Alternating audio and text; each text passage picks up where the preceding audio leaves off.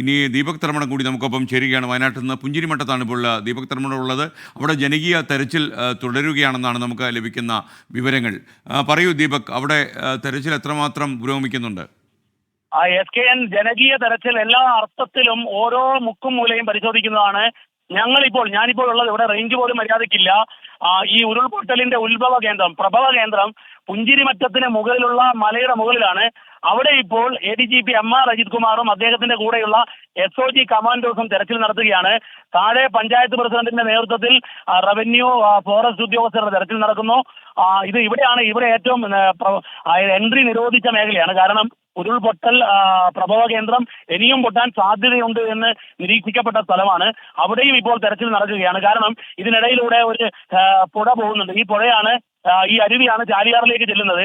അപ്പോൾ ഇവിടെ എവിടെയെങ്കിലും മൃതദേഹമോ ശരീരഭാഗമോ ഉണ്ടോ എന്നുള്ള തെരച്ചിലാണ് നടത്തുന്നത്. ഏതാണ്ട് 11:30 മണിയോടുകൂടി തെരച്ചിൽ അവസാനിപ്പിക്കും. കാരണം SPG, അത് സ്പെഷ്യൽ പ്രൊട്ടക്ഷൻ ഗ്രൂപ്പ്, പ്രധാനമന്ത്രിയുടെ സുരക്ഷാ വിഭാഗം ഡൽഹിയിൽ നിന്നും എത്തിയിട്ടുണ്ട്. അവർ ഈ പ്രദേശമാകമാനം ഇവാക്വേറ്റ് ചെയ്തുകൊണ്ട് പൂർണ്ണമായും ഏറ്റെടുക്കും. ഇപ്പോൾ നമുക്ക് ദൃശ്യങ്ങളിൽ കാണുന്നത് തന്നെ ഈ പുഞ്ചിരിമറ്റത്തെ ഏറ്റവും മുകളിൽ, മലയുടെ മുകളിലുള്ള പ്രഭവ കേന്ദ്രത്തിലെ തെരച്ചിലിന്റെ ദൃശ്യങ്ങളാണ്. നമ്മുടെ ക്യാമറമാൻ രാജേഷ് വലരിക്കൊണ്ടാണ് ഈ ദൃശ്യങ്ങൾ തരുന്നത്. പക്ഷേ റേഞ്ച് വളരെ കുറവാണ്. അതുകൊണ്ട് തന്നെ ദൃശ്യങ്ങൾ ചിലപ്പോൾ ഫ്രീസ് ആകാൻ SKN. ഏതായാലും വളരെ ജനകീയ തിരച്ചിൽ അക്ഷരാർത്ഥത്തിൽ ഓരോ മുക്കും മൂലയും പരിശോധിച്ചുകൊണ്ട് മുന്നോട്ട് പോവുകയാണ്. 11:30 മണിയോടെ ഇത് അവസാനിപ്പിക്കും. SPG ഈ പ്രദേശമാകമാനം ഏറ്റെടുക്കുകയും ചെയ്യും SKN.